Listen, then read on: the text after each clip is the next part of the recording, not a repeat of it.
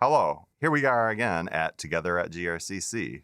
Classical guitar is a world of precision, artistry, and deep musical tradition, and today's guest has dedicated his life to mastering and sharing this craft. As a performer, composer, educator, and mentor, he has helped shape the guitar community both here at GRCC and beyond.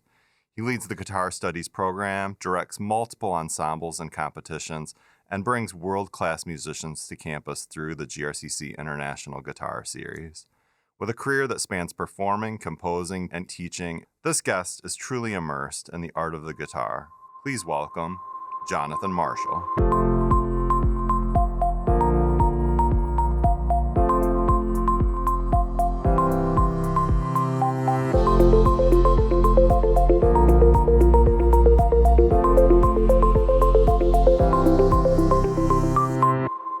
Welcome. Thanks for having me on your podcast. So happy to have you. Yeah. Got our coffees. Things are going great. Exactly. I thought this would have been televised, but it's not. And this morning... We'll get you on TV eventually. Yeah. And this morning when I left for the podcast, well, actually on Sunday, my wife was like, you need a haircut. I was like, no, I don't. She's the one that cuts my hair. But then this morning, she sees me. She's like, what are you doing today? You're on vacation. I'm like, well, I'm going to do a podcast at GRCC. And then she just pointed to my hair.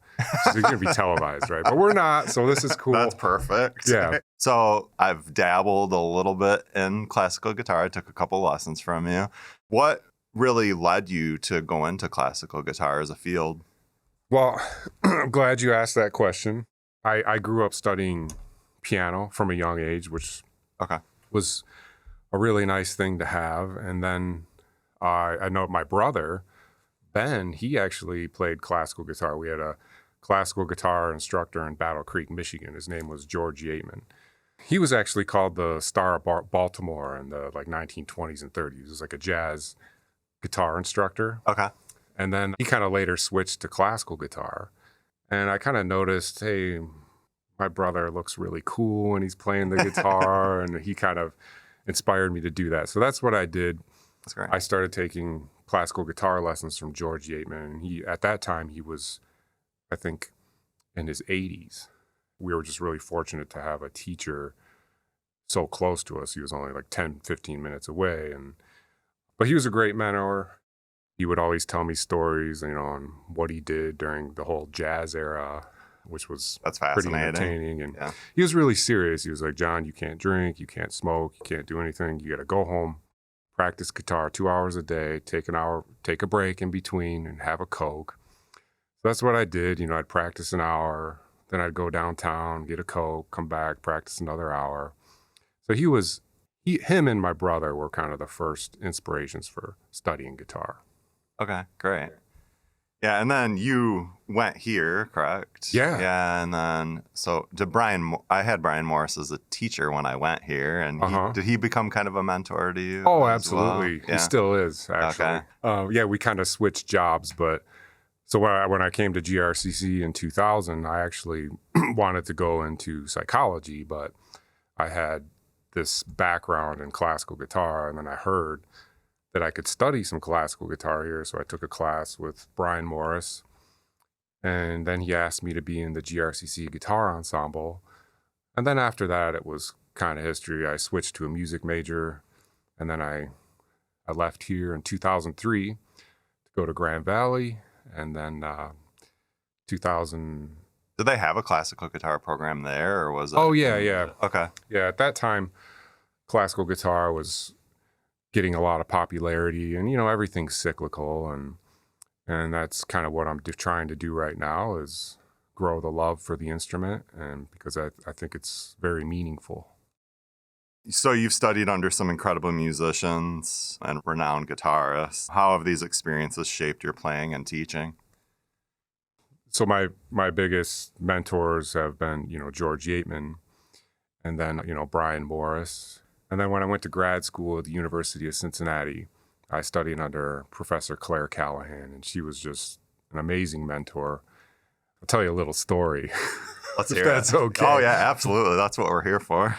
So it was very important that we as graduate students would always show up to everything, And I missed something. I missed a concert. I missed a concert attendance. And missing that was not a good thing because I was a grad assistant. And she made that known to me, and she didn't really talk to me very much for quite some time after that. But I learned a lot from that. I know that it was some serious tough love, but I made sure to show up to everything after that. Sometimes those are like the learning experiences that we have. Yeah. She did everything she had to do for me to be a better student and for me to be more serious about what I'm doing. It's great to have those type of mentors in our life. As a performer, a composer, an educator, like you have a lot of hats that you wear. How do these different roles influence one another, and how does it impact your career? Well, Ryan, I feel like I'm on a train. I feel like I'm on a bullet train. And every time I see you, it seems like you're running either to a performance or to practice. Another event. Well, there's like this thing I do at night. Sometimes before I go to bed, I'll say, "Hey, honey, I got to do a battery burn." She knows what a battery burn is, and that's where I sit at the computer and just compose until the battery dies on my computer. And sometimes it'll end at 1 a.m. or sometimes it'll end at 12, or sometimes I'll fall asleep. But I just think it's important as a musician to compose, especially if you're teaching theory. Yeah. If you're teaching music theory, it's very important to know what's actually happening in music and be able to explain that to the students. So do you ever take like time off and then kind of lose it a little bit and then kind of have to reconfigure yourself, or is it like riding a bike a little bit? Kind of, yeah. But I think that time off is great because you can put that life experience into the composition. Granted, it's a lot of hard work up front to be able to get to a point where you can compose, but I do think life experience is also very important. Absolutely. And as far as like the performing, that helps me coach the students, our students, on how to play better, how to deal with performance anxiety. And it's kind of like, hey, John, you do this. Can you show us how to do this, right? Yeah. And if I'm not performing, I feel like I just think I need to stay relevant with the students and what they're doing. Okay. Yeah. Yeah, I like that. Yeah. And what makes the program so special? Well, first off, I think that we have just an absolutely amazing music department. And I'll answer your question. I'm just going to get about it in a roundabout way. Okay. Yeah. Hey, I'm on this train with you. Let's ride. I'll ride this together. All right. So, it's just me going to school here years ago. I went here from 2000 to 2003. I was just amazed by the facility. I was amazed by the teachers. And after I transferred from GRCC, I just always looked back and I was like, what a great institution. And it's gotten better since then. Just our facilities have gotten better. Just because they renovated the building. Yeah, we had a totally new building with like an amazing, recording studio, an amazing hall. We've got, you want to take a lesson in pretty much anything, you can kind of do that. Not anything, but, But yeah, even any student here can take a lesson or join an ensemble or even a faculty. I've taken them. Yeah. And actually you do really well. I remember in just like a short amount of time, you were able to play some pretty interesting pieces. It was really fun. I need to get back into it. I need to life's a little busy. Yeah, life gets busy, but don't guilt me into it. Yeah, we need to talk about your music career. But yeah, just looking back at GRCC when I went to other institutions, it was pretty amazing here. And kind of full circle, I went to Grand Valley, then Cincinnati, then I lived abroad, and then I came right back and started working for GRCC, and then was hired full-time here 3 years ago now. So I think I've been working at GRCC now for around 15 years. Okay. So I teach guitar ensemble. So that's the student guitar ensemble. I also teach community guitar ensemble. I teach guitar lessons, jazz guitar class. I teach classical guitar class, music theory. So it's just a busy day-to-day life, but I think that And then there's administrative stuff. Yeah, on I do top a lot of it. stuff with Yeah. ticketing and then marketing. It's just every day's new, and every day Yeah. there's some kind of challenge, and I look forward to it. I mean, usually I wake up at 5:45, and I'm excited to wake up. I'm like excited to go to work, and That's so much fun. it's so amazing. Yeah. I might not portray that sometimes, but maybe I don't want to give it away, but it's super awesome. Like, can't say enough great things about this institution. Yeah. But you do have the International Guitar Series, which you run, and then you have the Mid-American Guitar Conference coming up. Can you talk a little bit about those two things? Yeah, so the GRCC International Guitar Series is a concert series, and it basically brings in guitarists to perform concerts, regularly on campus. Self-sufficient series. I mean, we're doing pretty good, and we're able to afford to have excellent performers come on campus, and it's a great thing for the faculty, students, anybody that wants to see a really cool concert to come and watch, right? And then the Mid-America Guitar Ensemble Festival, that's taking place this year, March 21st through March 23. That's going to be this huge festival where guitar ensembles throughout the Midwest come and perform. They get master classes. There's going to be vendors. And this is all hosted by the GRCC International, or funded by the GRCC International Guitar Series. So it's remains in the black. I'm really proud of that. The budget is good. We're going to keep going forward and bringing great guitarists. That's great. So how do people can civilians take part in this? Oh, yeah. Anybody can we sign come up. watch, or Anybody can come. So there's going to be 3 concerts. Civilians, did you like that? Yeah, are you a civilian? the non-musicians? How do civilians live life? That's funny.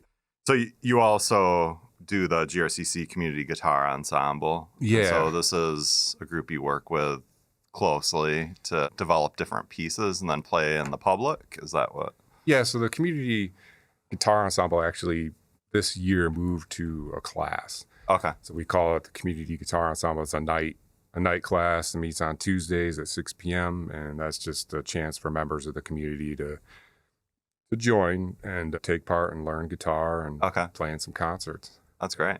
For a student considering either taking a lesson or studying guitar at GRCC, what advice would you give them about preparing for the program? Yeah, well, I just want to say kind of first, we'll take anybody, right? And I really believe that anybody can learn these things, and everybody has their own level of talent, and our job as educators are to cultivate that talent, right? So have you ever had somebody, though, that came in and was like, I'm really going to learn classical guitar, and oh, then yeah. it just fell apart? Yeah. No. I mean, maybe they go on a different path, which is fine. Yeah, but I think that starting or learning some music is just extremely helpful. Everybody has the ability to do it. Yeah, for sure.